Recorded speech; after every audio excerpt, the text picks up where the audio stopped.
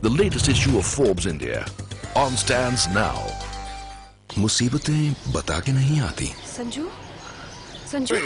इसलिए max New York life के life insurance plans life में रहे हमेशा तैयार। ये है नेटवर्क 18 और आप देख रहे हैं CNBC आवाज।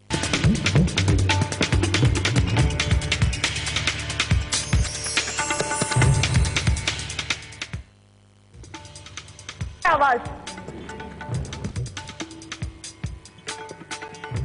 फ्यूचर सिटीज ऑफ इंडिया के सीरीज में हम हैं बनारस में और बनारस के इन्वेस्टर्स की बात सुन रहे हैं, समझ रहे हैं। हमारे साथ खास मेहमान तो हैं ही, लेकिन उससे भी खास मेहमान हैं बनारस के लोग जो हमारे शो देखने आए हैं, उससे जुड़ने के लिए आए हैं। चंद्रशेखर काबरा जी बैठे हुए हैं यहाँ पर।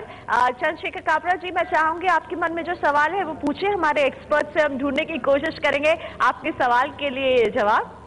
मेरा सवाल है कि मैं बनारस में ह्यूज इन्वेस्टमेंट अपॉर्चुनिटीज हैं और जो एक लैकुना या प्रॉब्लम दिख रही है वो है लैक ऑफ इन्वेस्टमेंट अवेयरनेस। लोगों को जागरूकता नहीं है और फाइनेंशियल प्लानर्स की कमी के कारण इस शहर में प्रोडक्टिव एसेट्स में पैसा नहीं जा रहा है। जी, मैं आपको मेरा सवाल इसी से है। इन्वेस्टर एसोसिएशन के भी चेयरमैन है, इसीलिए मैं प्रेसिडेंट हूँ। बनारस इन्वेस्टर एसोसिएशन के प्रेसिडेंट हैं और एक बहुत ही उम्दा सवाल इन्होंने बोला है कि यहाँ पर लोगों के पास इंफॉर्मेशन की कमी है। प्रदीप, करना चाहते हैं, फाइनेंशियल प्लानर्स नहीं है, कितना चैनल देखेंगे, उसके अलावा कुछ इंफॉर्मेशन के कुछ साधन ही नहीं है इनके पास। पहले बंसल साहब से पूछते हैं, क्या वाकई में यहाँ पर जो आपके जैसे कारोबारी हैं वो उस तरह की इंफॉर्मेशन प्रोवाइड नहीं करा पा रहे हैं या उस तरह का बैकअप नहीं है आपको?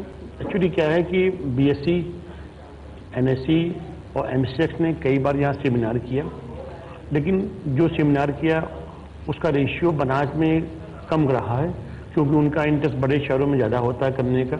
इन्वेस्टर अवेयरनेस प्रोग्राम बराबर होते रहते हैं। अभी नेक्स्ट सैटरडे को भी MCX वाले अपनी यहाँ इन्वेस्टर सेमिनार कर रहे हैं, लेकिन जो सेमिनार का रेशियो है यहाँ, चूंकि शिक्षा का काफ़ी अभाव है इन्वेस्टमेंट के, अभी ABCD लंबे समय सिखानी होगी। लोग TV देख के सोचते हैं कि मैं बहुत अच्छा जान गया हूँ, लेकिन अगर उनको जड़ से सिखाने का प्रयास किया जाए तो काफ़ी अच्छा रिजल्ट आ सकता है। बिल्कुल।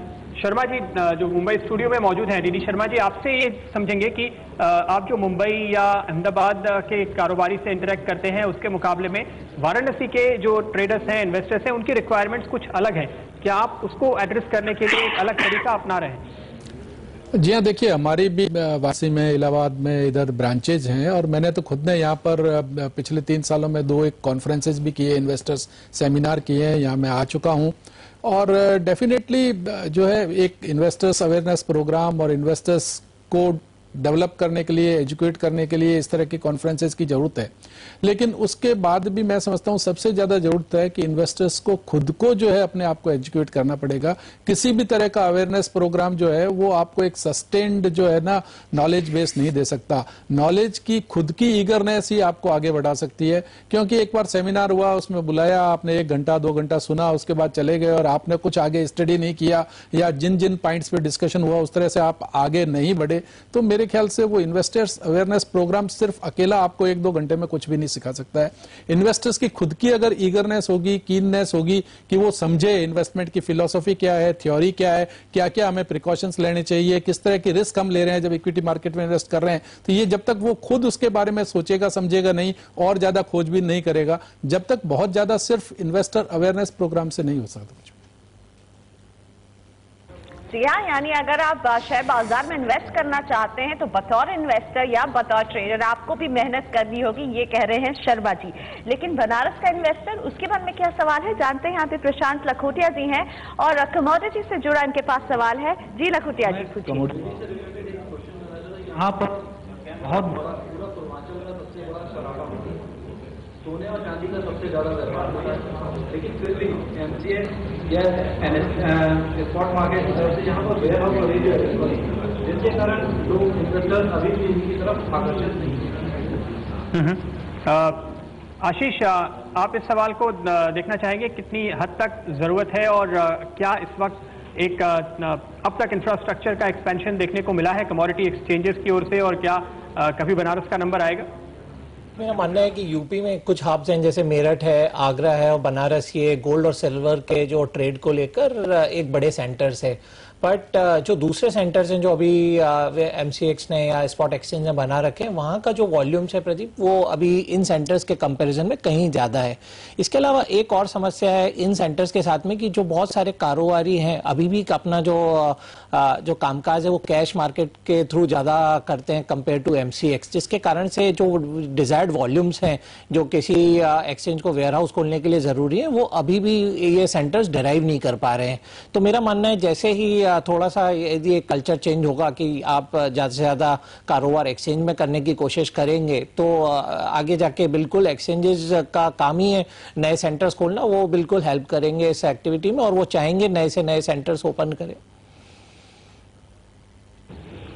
ओके, वक्त है फिलहाल यहाँ पे एक छोटे से ब्रेक का, लेकिन ब्रेक के बाद जानेंगे कि इस वक्त जिस तरह से बाजार का हाल है तो ऐसे में यहाँ के इन्वेस्टर्स क्या सोच रहे हैं, क्या वो नए निवेश की तैयारी में है और क्या कह रहे हैं यहाँ के एक्सपर्ट्स अपने इन्वेस्टर्स से कि क्या कैसा मौका है इस समय बनारस के लोगों के लिए अपने कारोबार को, अपने मुनाफे को बढ़ाने का और साथ ही ब्रोकर्स के लिए भी यहाँ पर नए लोगों को जोड़ने का। ये सब कुछ एक छोटे से ब्रेक के बाद।